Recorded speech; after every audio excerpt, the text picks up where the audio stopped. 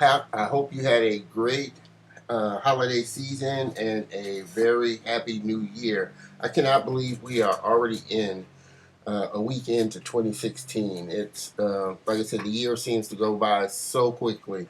But I'm excited about the year, and I'm excited with what's in store. I hope you have a lot of action plans lined up for your 2016 to get your 2016 going off to a great start. Like I said, I am so excited about what's in store for 2016 and what I have planned.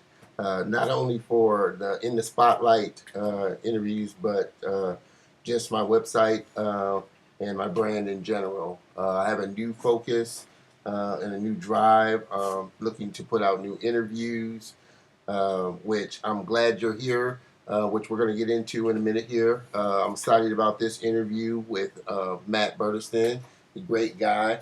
But I wanted to get this first and let you know what I really have in store for In the Spotlight for 2016. I really want to take 2016 and take In the Spotlight and take it up to another level and kind of expand it a little more. Before, in the prior years and in the prior interviews, they've all been kind of industry related. But now I want to kind of open it up for the information to be pertinent and relevant for people of all industries and professions that are really wanting to inspire themselves and creatively take their brand and what they're doing to the next level, whatever it is, be it poetry, photography. I think creative inspiration knows no bounds. It's just creative inspiration.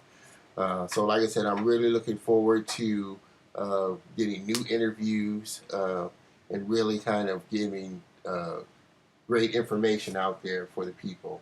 Like I said, I'm really excited about this new interview to kick off my new site. I'm so glad I got a chance to meet this guy. He's a funny guy, talented, super talented guy, Matt Burniston, animator, director of Mega Plush, which is on my site, and I want you to check out. You definitely have to check it out and watch. But the interview was great. We had a great time talking and getting to know each other and learning about each other. Like I said, a great guy. Make sure you connect with him. Also, make sure you connect with me as well. I really want to make not only this podcast, but my site and all my information really pertinent. So in order for me to do that, I got to hear from you. So connect with me, whether it's on Twitter, Facebook, LinkedIn, my website, my podcast. Just reach out and let me know what you'd like to find out and hear from, who you'd like to possibly see on here and get. Like I said, I'm doing my best to kind of get the best people that I can get to right now and get on here that I think will give you great information. So that being said, let's jump into the interview and join Matt and see what he's all about. Hope you hope you like it, enjoy it, and I hope you, most of all, get something out of it. I decided I want to be a designer. I went to art college. There was a local art college in the town. I went there against my parents' kind of judgment. They were like, you should go and do maths and science and learn like a proper thing. So I went there and then realised that's really what I was really interested in, like being creative and that kind of thing. And finished that, went to university in my hometown, did graphic design, and then was fortunate enough to get a job straight out of university in London. Moved to London, was doing like web design, that kind of thing. And that's really where I first kind of was introduced to 3D and video and motion and all that kind of stuff. I worked for a really small agency doing designing websites, but the guy who sat next to me, he was really into like After Effects and editing videos and that kind of stuff. And the creative director was really good about nurturing our talent and saying, look, if that's what you want to do, then we'll make some time so you can kind of do that stuff. So that was really amazing. And then the introduction to 3D was really, we got a project in that was just like 3D video. It was like After Effects and 3D. And we got this guy in it to do it for us, like a freelance guy. And I was watching him do it and I was like, wow, that's really what I want to do. I don't want to be messing around doing like website stuff anymore. I want to kind of, this is way better, you know. So from there, he kind of showed me a few things. And he's super talented. Turns out he was working at the mill and the frame store, and now he works. I think he just finished working on the Avengers. He's from Australia originally, so he moved back then. I think he just finished working on Avengers, so he's super talented. He showed me a few bits and pieces originally in Maya, and I kind of just, you know, I would go home after work and work till 3 a.m. trying to learn how to use Maya basically myself. That was a struggle. I mean, that was a difficult kind of 6 months of kind of trying to work out what everything does and how it works. And then someone introduced me to Modo. I had a friend at work. He was a developer, but he kind of did a bit of 3D on the side, and he was like, "Oh, check this new software out. It could be really cool. It seems like it's a lot easier to use, you know." And that was kind of my introduction to Modo. And then since then, I mean, we're talking about 2000 and must have been 2003 or 4. So over 10 years ago, yeah. So since then, yeah, just been kind of learning more and more and more. And then I moved to New York. I got a job in New York, and the idea there was I was going to go there and do more 3D work. I kind of pitched myself to the company as more of a 3D guy. And for one reason or another, it didn't really work out. I was kind of I was doing more design work than I really wanted. So I was there for a little while, and then I found another job that was a design agency looking for a specific 3D guy just to work on 3D stuff. So I was like, oh, this is perfect. Like, you know, it's not like a production house. It's not like I'll be jumping in and working on a movie. I'll be doing something I already know how to do, like websites, but I'll be doing the 3D portion of it. So that was really good. And I worked there for like almost 3 years, a little over 3 years. And that was really where I kind of really progressed, you know, because I was doing 3D every day. It went from being a hobby to a full-time job. So I was working in Modo every day. And it was a new challenge, you know. They'd come to me and be like, oh, we need this hair to grow. We need to be a face and this hair grows. And I'm like, wow, I've never really done that before, but I'll give it a shot, you know. So they were already a Modo house, or they were? Well, they were, because I was the only one working there. I was the only 3D guy, so I could kind of, I was calling the shots, like, this is how we're going to do it, you know. So that was perfect. And then yeah, I worked there 3 years, and then I was kind of I just kind of wanted to try something different, and I'd been working on a Mega Plush on the side, and I figured that if I went freelance, I could do client work, and then take time off and work on my own personal work. So that was kind of one of the reasons for going freelance, and that's basically what I've been doing the last 4 years.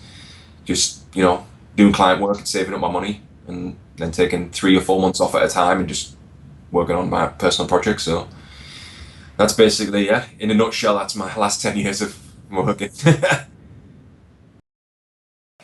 So tell me, Matt, what's your process for how you go about marketing your business? How do you go about getting new clients and new customers to work for and do work for? What's your process? One of my best stories of actually getting a client was I was on a night out with a friend, and we were in a karaoke bar in like the main part where everyone's just like singing and drinking. And me and my friend are there, and we're drinking, and there's a girl there. And I'm trying to get my friend to like talk to this girl, and he kind of starts talking to her, and she's with this other guy, and I was like, oh, maybe it's a boyfriend, maybe it's a friend. So I start talking to this guy, and turns out he works at like a perfume brand. They make perfume, and he asked me. We start talking about work, and I'm like, oh, I do like 3D, you know, animation and stuff. And he's like, oh, could you do like renders of bottles and stuff? And I'm like, yeah, I do all the time, absolutely. And he's like, oh, give me a number. So I gave him a card, and then it was maybe 6 or 8 months later, I get a random phone call from a number I didn't know. Pick it up, answer the phone, and it turned out the guy was English as well. So I was like talking to him, and we were talking about England. And as soon as he said hello, I knew who it was. I was like, oh, this is that guy. And he was like, oh, I don't know if you remember me, but, and I was like, yeah, I know who you are. And he was like, oh, sweet. So then I started working with them, and I did quite a lot of work. So that's, you know, you never know where you're going to meet somebody, you know. So Yeah, It's good, yeah. yeah. So tell me, Matt. I looked at your work, and you do a wide variety of different types of work, from motion graphics to, it looks like, 2D, 3D, compositing, uh, animation, obviously with the Mega Plush, animating, texturing, lighting, and camera work. Which do you prefer doing? Which do you really enjoy doing? Um, it's difficult to say. I mean, the only part that I really don't like is probably rigging. That's probably the part that if I could get someone else to do it, I would, like in a heartbeat, definitely. The other stuff is a little bit more satisfying. Modeling is, it's weird because I mean, obviously there's like the, the evolution of a project. You know, it's kind of like at the beginning you're doing the modeling, it's exciting, it's kind of the creative part. You know, you're creating these things, the images in your head, you're kind of getting them out and building these characters, and it's really exciting. And then you get into the a texturing, which is a little less exciting. I don't mind doing it. UVing is a bit of a pain in the ass. It's not the easiest thing to do, but you know, it's kind of a little bit more experimentation on my end. Like, so my process is very experimental as well. Like, I'll do something and look at it and be like, that's not quite right, and change it and change it and change it. Like, I don't really sketch out. I don't really use sketchbooks. I don't really kind of plan things. My planning is me doing it. Like, um, trying to get this image in my head onto the screen. So yeah, maybe So did you create the characters, sketch them out, make the characters up? How I did you did not. do So it? the characters were from drawings. So my friend did the actual original sketches, and I kind of worked from that. Um, Okay, so you took the sketches back into Modo and modeled them yeah, yeah, against yeah, those. yeah. So that was the only thing that really I didn't do the sketches though. So I was working from them. But yeah, the texture wise and what have you, like, you know, the army jacket on the tiger, maybe it was a camouflage. I had it as camouflage. And I was like, oh, maybe it's too much. Then I changed it to something else, denim, and then I was like, maybe that's not right. And you know, so like my process of like experimenting with what this guy looks like, you know, that was kind of the experimentation part. And that works throughout. So I'll be doing, so my camera work is exactly the same. Should I put the camera here? Let's put it there and let's see what it looks like. Oh, okay, I'm not really quite sure. Let's try it the other side. Okay, that doesn't work either. Maybe the first one was better. I'll move it back, you know. And lighting, I can do that with. Um, Rendering, not as much, obviously. I mean, rendering's kind of somewhat technical, and it's like an amalgamation of everything that's gone before it. So, um, but yeah, I mean, going back to the original question was which do I prefer? I don't know. It depends on the project. For Mega Plush, I like the modeling because it's kind of the creative part of it. The animation is I like doing it, but the problem with the animation is I need to get like into a rhythm. You know, I need to. It takes me like 2 or 3 days to get into it, and but then once I'm in it, it's really exciting because I can just start cranking out the shots. You know, and I'm like, oh, bang, another shot. I've got another shot. I've got another shot, and then the momentum takes me through. But then the problem is if I get client work, which has basically happened the last couple of months, um, I can't turn down the money. I can't turn down the money, so I've had to put Mega Plush on hold. I was hoping to get it finished before Christmas, but now it's on hold. And then because I'm in the animation phase, that kind of holds my animation. And then I'm working on client stuff, and then it takes me 2 or 3 days after I finish the client stuff to kind of get back into it to get my momentum back. So that's the struggle with the animation. Not necessarily that I don't like doing it. It's just getting back into the zone. You know. But the only part I really don't like is rigging. A lot of people say that, like, that's the first thing they say, like, how do you do this? Like, how do you, like, if I was just sat at home all day, I just wouldn't do anything, you know. And for client work, it's simple. They're paying me. I have to produce that, because if I don't give them what they paying me to do, then I don't get paid, right? And then I can't pay my rent. So that's simple, right? I've still got a job to do. The personal stuff's a little different, obviously, yeah. But like the motivation for me is putting it out, you know, is finishing it and showing it to people. That's the motivation, like, and getting the response from people. And that's kind of addictive. Like, I didn't like the first one.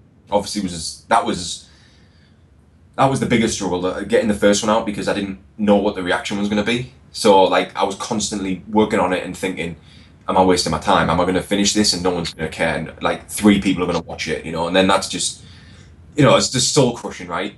But like after I put it out and it was somewhat of a success. I mean, it wasn't millions and millions of views, but it was hundreds of thousands of views, which went beyond my expectation. Like I thought, if I get 10,000 views, I'll be happy, And it ended up, I think it's up to like 200,000 views, which is unbelievable for me. Um, so then that's my motivation to do more because in the comments, like every time someone comments, every time someone sees it, and new people are watching it and commenting on the videos, and they say, "When's the next episode? When's the next one? When's the next one?" And that's my motivation to just give people what they want. Yeah, You know what I mean? Like, yeah. and I feel bad already because the last one was already, it was like April, not April, the April before. So it's come on. It'll be 2 years in April since I did the last episode. So, but life. I wanted to get it out sooner, but life gets in the way, and clients get in the way, and um, so I feel guilty already. I feel guilt. Like I've got this guilt on me that people want to see this third episode, and I'm just sat here just working on something else.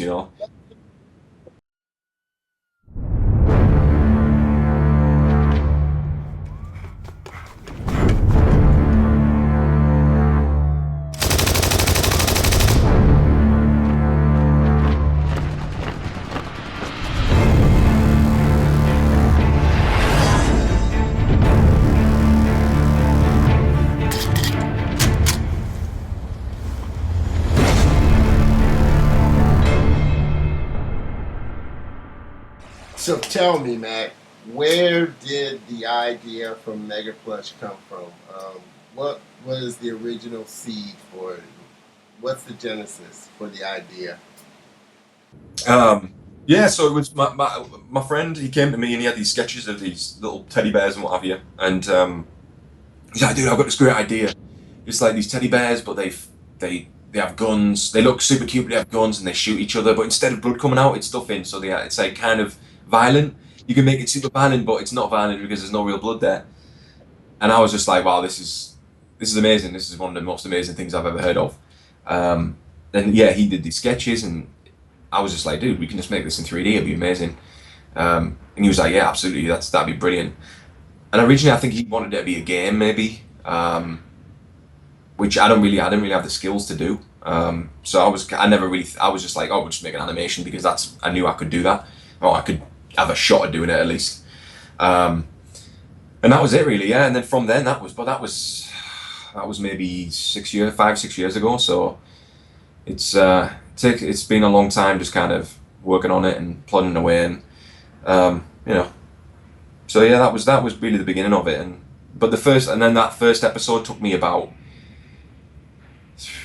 it's probably about 3 years, maybe, yeah, about 3 years from him showing me the sketches to actually the animation being finished and putting up online. It was probably about 3 years. So I totally was winging it. That first episode, like I think I had the bear, I had it rigged, and I was like, "Oh, I'll make him run, and I'll do like a test of an animation of him running." So then I had him running, and I was like, "Oh, let me just build." Well, originally what I was going to do was I was going to shoot the background plate. It was going to be like real footage, like I was going to go out on the nighttime in the city and shoot alleys and that kind of stuff. And then I tried to do some simple tracking, and I was like, "This is going to be a nightmare," Like this is a whole new kind of worms of just like, number one, finding sets, number two, going out on a nighttime and shooting, number three, then tracking it and then comping it in. Like I was just like, "Nah, tell you what, I'll have a shot at just building the whole set and see how I go." And then it turned out really nice. Like I felt like I'd got a really nice mood of like the way the city was rendered. So then I had a shot of the bear running down an alley, and I was like, "Okay, um, what if we'll make a bad guy?" Like he'd drawn some of these little sock monkeys that were the bad guys. So I was like, "Oh, I'll model a bad guy, and the bad guy can be chasing him." So then that was just that. That was the beginning of it, and then I was just like, I'd think about it, like, I'd be in bed just thinking about it before I go to sleep or whatever, and I'd be like, "Oh, okay, maybe it's like a chase scene, but you don't know who's chasing who, who's the bad guy, who's the good guy." And I kind of was trying to, that's that whole first episode, that was the idea, like who's the bad guy, who's the good guy, and then yeah, basically shot by shot, I kind of built it up, and it was weird because I did it kind of linearly, like from the first shot to the last shot. I kind of built it in order. So I would kind of make a shot and be like, "Okay, what's the next shot going to be? Maybe if I cut to the other guy, and then I'll cut this, and then that was how it came together. So it was kind of lucky that it worked because it could have been really bad because it was not planned at all. Yeah. And then actually the second video was actually it was a crazy thing because there was no obviously there was a plan to do it, but there was no real deadline. And then Brad Peebler from Modo, he emailed me and was like, "Look, we're gonna have this event," and it was the 801 Modo 801 event. And I think this was like January, like beginning of January. He's like, "We're gonna have this event. It's gonna be like end of March, beginning of April, and I'd love to show the second episode of Mega Plush." And I was like, "Dude, I can't. It took me like 2 years to make the last one. Like, I can't make another one in 3 months." So then I was like, my friend, and I was like, "Dude, okay, I'll give it. At least I'll give it a shot. You know what I mean? Like, if I have a couple of shots, then we can show that. Maybe it won't be the whole thing." So then I went to my friend, was like, okay, now we have a timeline. We need to get this story made. So we sat down and thought about what we wanted the story to be, and he wrote an actual script. So then we had I had something to follow. So I didn't make storyboards because there just wasn't time, but at least I had a script. I knew what was coming next. You know what I mean? I wasn't like thinking on the spot. So that was good, and that made the whole process way quicker. You know, like to actually do the animation and stuff. So that was good. But yeah, we ended up getting it finished. So I don't know if the second one. It's funny because I watched the second one back now. I probably shouldn't say this, but I watched the second one back, and it's not quite as like crisp as the first one. The first one's a little like I watch it and I watch it back now, and I'm like, wow, that's still pretty good. There's a few spots where I'm like, that animation could be slightly better. But the second one feels a tiny bit rushed, but it was rushed. That was the reason. So then this third one, I was rushing it because I wanted to get it finished before the end of the year. But now I'm kind of stepped back a little bit and being like, okay, you know, maybe I should just take a little bit of time and think it through a little more, you know. So, but yeah, hopefully next couple of months it'll be finished. So, yeah. Dilemma with this recently because after we put the second film up online, I got a couple of emails from people in LA like you know, like managers and agents and stuff, and they were like, "This is really interesting. We want to show it to, you know, executives and maybe make a film or a TV show or whatever, you know." And it kind of weird. It kind of messed with my head a little bit because I kind of got this thing where I was like, "Wow, okay, this could be way bigger than it is," you know. And I think I've been struggling with that since, like that over the last, you know, almost 2 years. I've been struggling with that. Like, I really want it to be that, and but I don't know. I don't know how to get from where I am to that. You know, we were talking to some of them guys, and we wrote storylines and we wrote stuff down and we sent it to them, and they weren't that responsive to it. They did, the guy one of the managers did send it to some execs, and the feedback was, "We love it, but we need to see more. We need to know what the story is. We need to know who the characters are." And I've been struggling with that over the last couple of years, and I felt like I had an idea of what it was, and then I don't know. I've kind of stepped back from that again now and been like, okay, let me just finish what I started. You know, finish these short films and just because I want them to be four. So there's four main characters, and so I want there to be four short films. So I've kind of just stepped back to that now and been like, okay, let's just forget about all that other bigger thing, all that bigger stuff, and just concentrate on this and make this a piece that I can be proud of. And then from there, we can go from there, you know. But there's limitless possibilities. Like, I'd love to do a comic book. I'd love it to be a TV show. I'd love it even to be like a proper like webisode thing. You know, if it's like once a month, if it's a couple of minutes a month, you know, and maybe it's 20 or 30 episodes, that'd be amazing. And if it actually told like a proper story and the characters were talking, and you know what I mean. And I've got ideas for all this stuff, but it's just time. I think that's the other thing that made me step back a little bit as well, and like instead of jumping the gun and being like, okay, you've seen this 6 minutes of animation that, you know, doesn't really tell you anything, to kind of finishing out the story. If I can finish this little story out, which is the 4 episodes, then maybe there's a better chance of kind of someone seeing it and being like, okay, wow, this is something that we can kind of push forward. You know what I mean? But yeah, unfortunately, no one's called me and asked me to direct movies yet. Don't worry, it's coming. It's coming. I expect it to be coming pretty soon. Yeah, we'll see. So tell us some of your hobbies. I do my hobby every day, man. This is my hobby. Which is brilliant. I mean, I was it was funny because I was just talking to someone the other day. I was like, I don't even have a job. Like, I get paid to do my hobby. This is like this is how it started. I was, I was a designer and I wanted to do 3D. I wanted to make animations as a hobby. That was the idea, and now it's my job. So it's like it's crazy. And I was worried. One of the biggest things for me was I was worried I was going to stop liking it because I've heard that as well. Like if you start getting paid for the thing that you enjoy, it kind of ruins the enjoyment. But it hasn't. So far, so good. It hasn't ruined it. So, but play football, soccer, play soccer, go to the gym, and just the usual stuff. Just most of the time, I'm just at home, and like I have the saddest life ever. And like even well, the thing is, I moved to Brazil, right? This is the other thing. Like people ask me, like, "Oh, what's it like in Brazil? What's it like?" I don't know. I don't do anything. And honestly, like I have the exact same life. I lived in New York City, best city in the world, and I would sit at home. Everyone else is at work, so I'd sit at home working. I'd go out, grab my lunch at the sandwich shop that was 2 blocks away, come back, eat my sandwich, work. Twice a week, I'd go out, meet some friends at a bar, which is 3 blocks away. I lived in like a 4 block radius, you know what I mean? Like, I do the same thing here. It's exactly the same, except now I go to the sandwich shop, I just have to point to the sandwich I want because I don't speak Portuguese. That's the only difference. So, So tell me, Matt, do you miss working in a studio environment with other workers, or uh, do you like working solo? I mean, I know a lot of people need or want the interaction of working with coworkers. Which do you prefer? Do you prefer one over the other? I know that was something I had to get used to.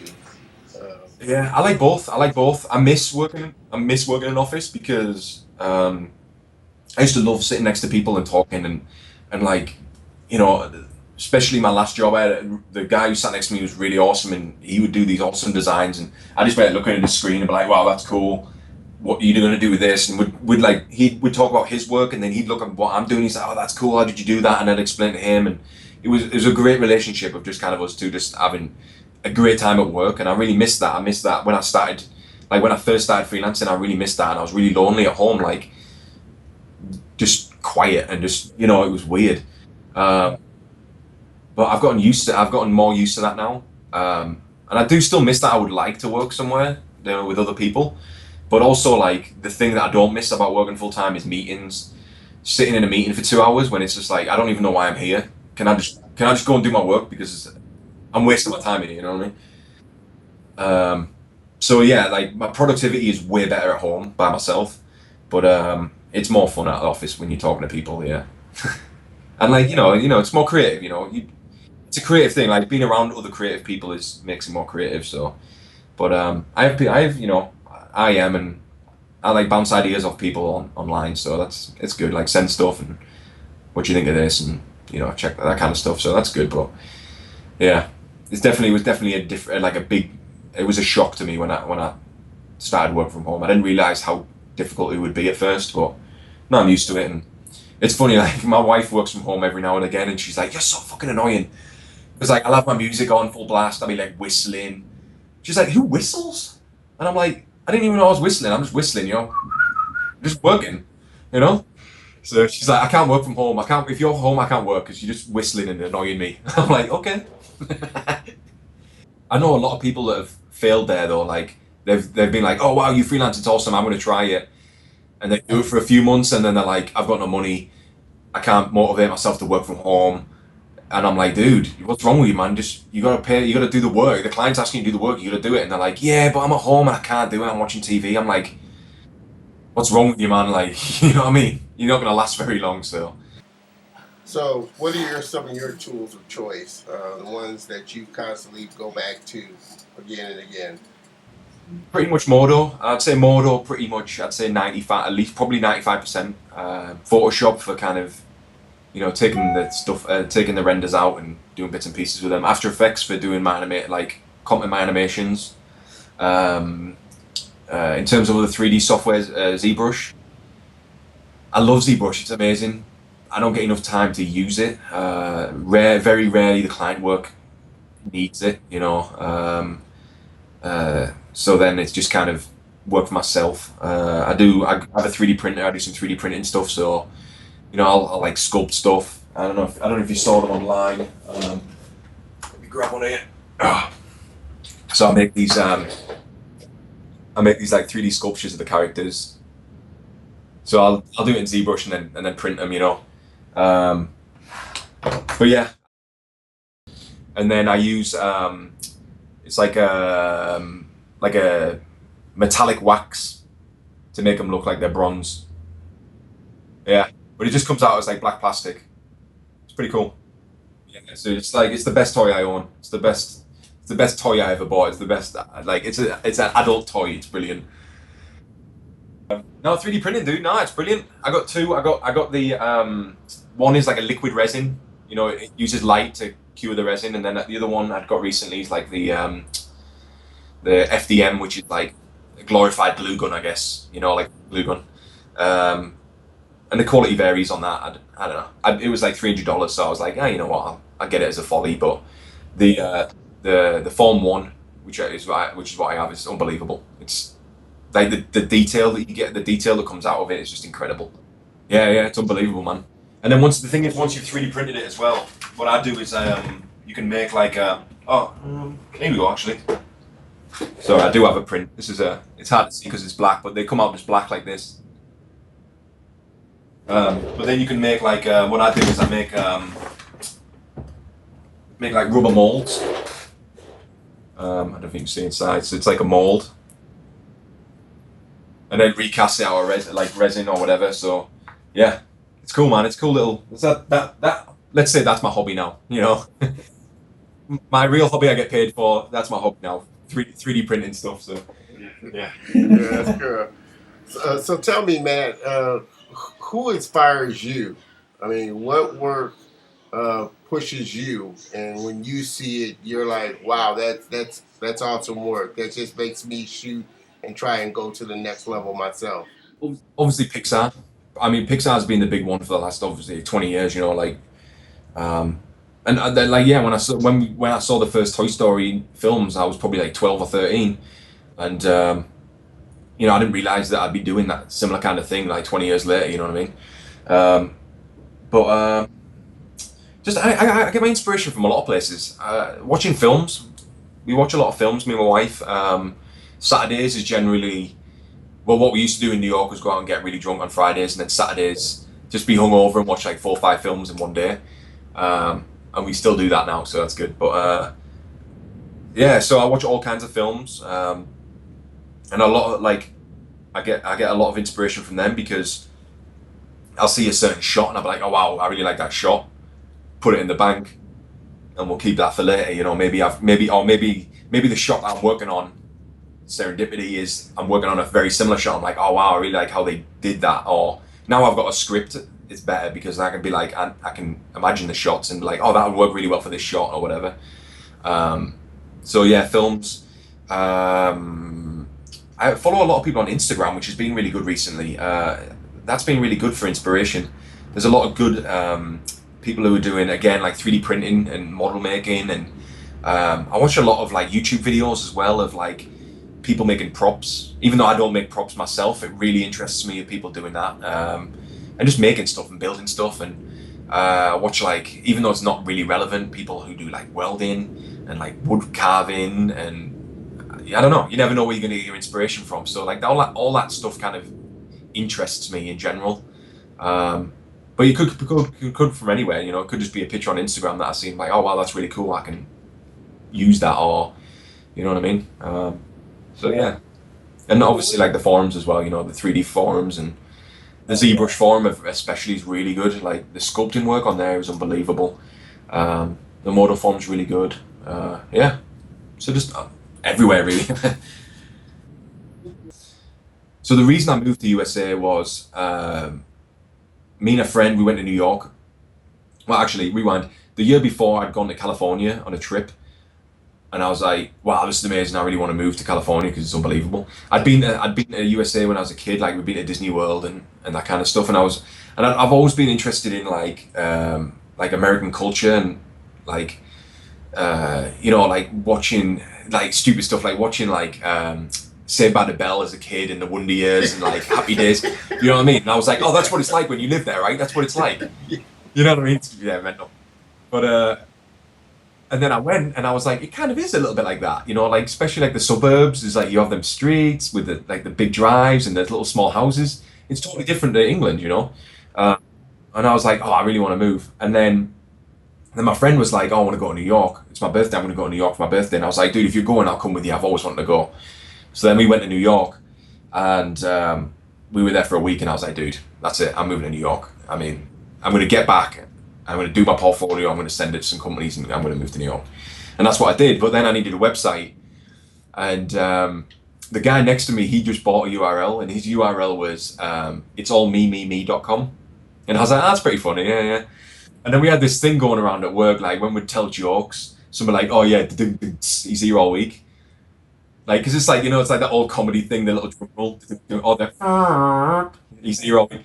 And I was like, "Oh, that's brilliant! That's a brilliant URL. He's here all week." Like it's comedy. It's kind of got like that double entendre where it's like kind of comedy, but I'm also here all week. I'm kind of working here all week, so I was like, "Oh, I wonder if it's available." Oh yeah, it is brilliant. And then I bought it, and then that was kind of it. And then I was like, "Oh, this is."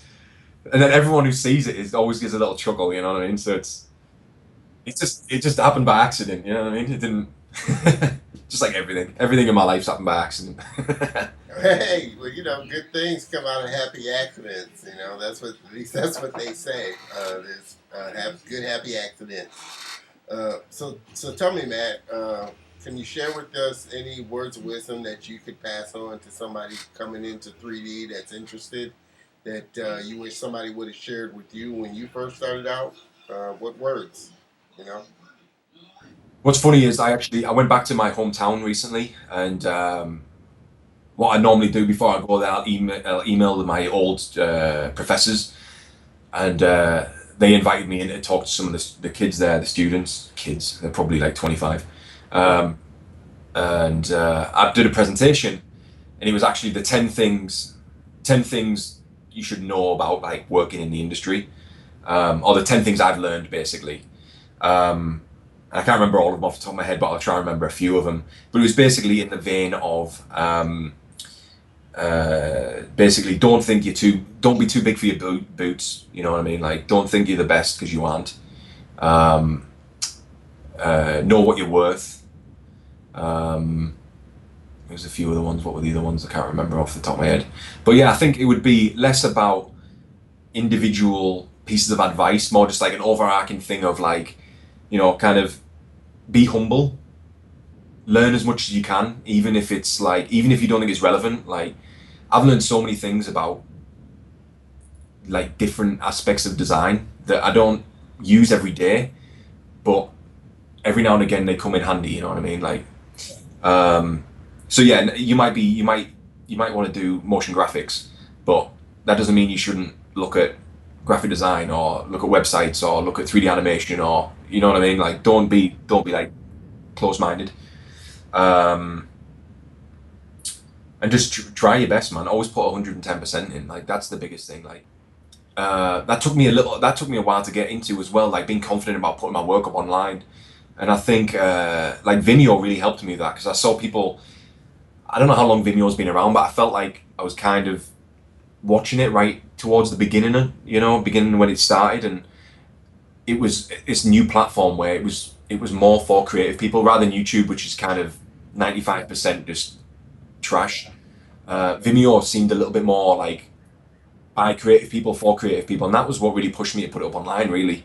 And I think people should like, you know, be more confident about putting stuff up online and getting feedback and showing it, because if it goes well, then you get this really nice reward of people who give you their compliments, and it like motivates you to do more work. Uh, So how are you using Facebook and your social sites to push, Mega Plush and get it out there? yeah, I'm lost. I try my best. I try my absolute best on that kind of stuff, but honestly, yeah, I totally struggle on it. Oh, it's tough, and people don't realize how much work is involved. Really developing a base and getting a following. For people to buy into what you're doing. it's a snowball effect, I think, though. Like, if you can get that momentum, the initial momentum, if you can get, let's just say 10,000 people. If you can get 10,000 people, then I think from there it snowballs. It's just getting that initial, getting that initial level, And I've noticed that on YouTube recently as well. I didn't realize, but in YouTube, if you get like 1 million views, they send you like a little gold label. I didn't know this until recently, but apparently they do like I think there's like a silver, gold, and platinum. And I was watching someone's YouTube video, and he was like, "Oh, we got our silver one, which I think is 50,000 likes, and then in 2 weeks we got our gold one." So like, if you got that 50,000, getting to 100, it's like being rich. If you have lots of money to start with, you can make more money. If you have no money at the beginning, getting that, momentum. So hopefully one day we'll get there. Yeah. We'll get there. We'll get there. It's just going to take, a lot of pushing on social media to get it done, That's a job though. That's the full-time job, right? I could do that on Facebook, or I can make the next episode. Which one do you guys want? You know what I mean? The next episode. We want the next episode. All right, Dan.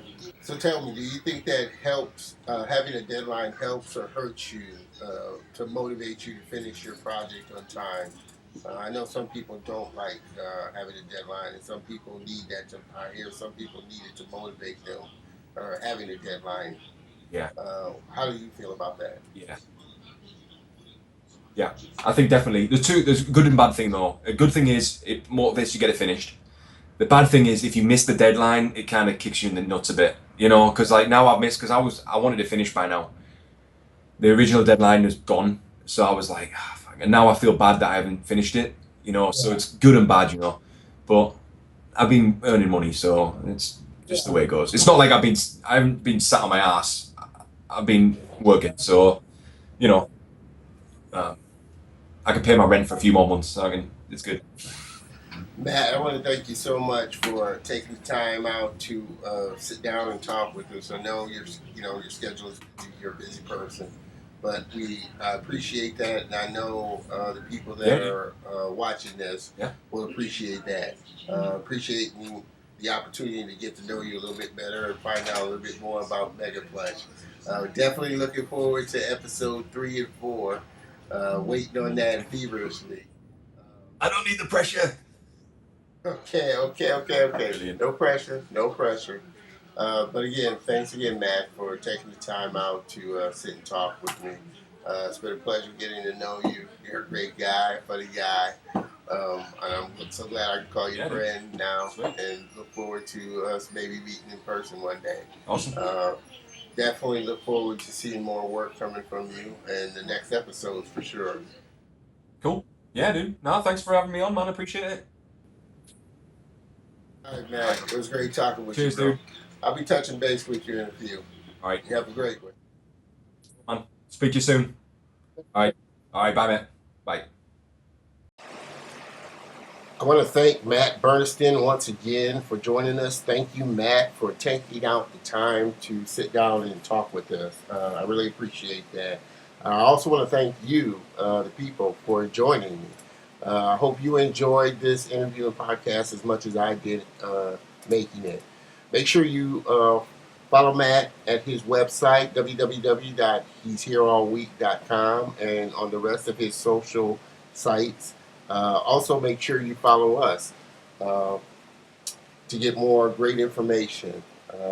We definitely want to make sure we put great content out there for you. Go out there and make sure you inspire some creative action, not only in your life, but in somebody else's life as well.